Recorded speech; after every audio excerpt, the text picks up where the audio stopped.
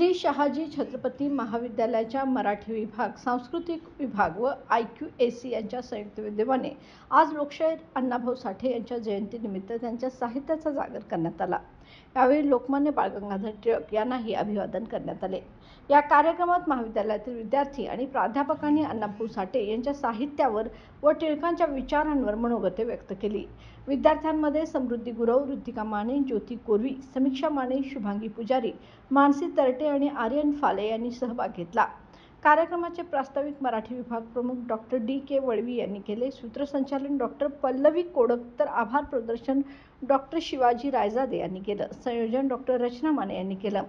यावेळी प्राचार्य doctor RK शाणेदिवान व शिक्षण संस्थेचे चेअरमन श्री मानसिंग बोंद्रे यांचे विशेष मार्गदर्शन लाभले।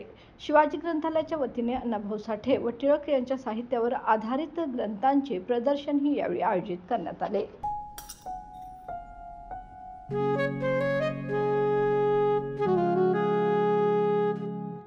बाबा, आज येताना बासुंदी घेऊन या ना।